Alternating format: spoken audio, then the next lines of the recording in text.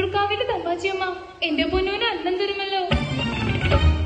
അമ്മതൻ വാക്ക് സത്യമെന്നോർത്ത് ആരും അറിയാതെ കുഞ്ഞിക്കായി അയ്യല്ലൂർക്കാവിലെത്തി. പൂജ കഴിഞ്ഞു നടയടച്ചു അയ്യല്ലൂർക്കാവിലെ തിരുമേനി. പടച്ചോറുമായി പുറത്തിറങ്ങി നടവഴി കാട്ടുമ്പോൾ മുന്നിൽ നിൽക്കുന്നു കുഞ്ഞിക്കാളി. വിശക്കുന്നു തമ്പ്ര കാളിക്ക്, മാമുണ്ണ തായോ കാളിക്ക്. ചേരിൽ തീർത്തൊര ദേവി വിഗ്രഹം അന്നമുട്ടാനായി ചൊന്ന പോലെ അറിയാതെ കൈകൾ ചലിച്ചു. പടച്ചോറ് ഉരുട്ടി ഊട്ടി കാളിയെ മതി വരുവോളം തിരുമേനി. കാണരുതാത്ത കണ്ണുകൾ ആ കാഴ്ച കണ്ടു. അടിയാള പെണ്ണ് പടച്ചോറ് തിന്നു. തിരുമേനി അവളെ കൈക്കൊണ്ടൂട്ടി. കാറ്റിനുണ്ടോ ഇതുപോലെ വേഗം, അതുപോലെ പരന്നു വാർത്ത നാട്ടിൽ. നാട്ടുകൂട്ടം കൂടി ശിക്ഷാവിധിയും ക്രൂരമായി പിന്നെ നടന്നു.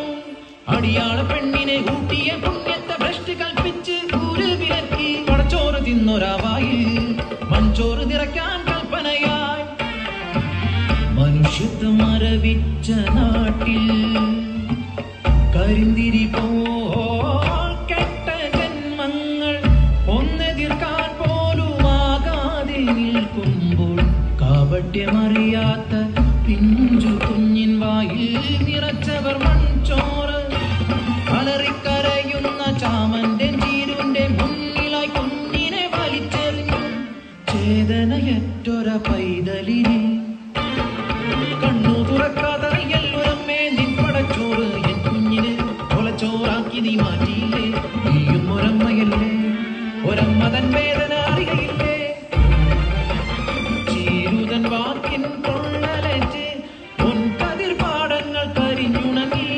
നട്ടുച്ച പോലും ഇരുട്ടിലായി പരിഭ്രാന്തരായി മേലാളരും പ്രായശ്ചിത്തം ചൊല്ലി മാപ്പിരന്നു. ദേവിതൻ തിരുനടമുമ്പിലായി കുഞ്ഞിക്കാളിക്ക് പീഠമേകി. അടിയാത്തിക്കല്ലെന്നു പേരുമിട്ടു, അടിയാത്തിക്കല്ലെന്നു പേരുമിട്ടു. അടിയാത്തിക്കല്ലിൽ കുങ്കുമം ചാർത്തുമ്പോൾ ഭൂതകാലം തിരശീല നീക്കും. കെട്ടകാലം മുന്നിൽ തിരിതെളിയും.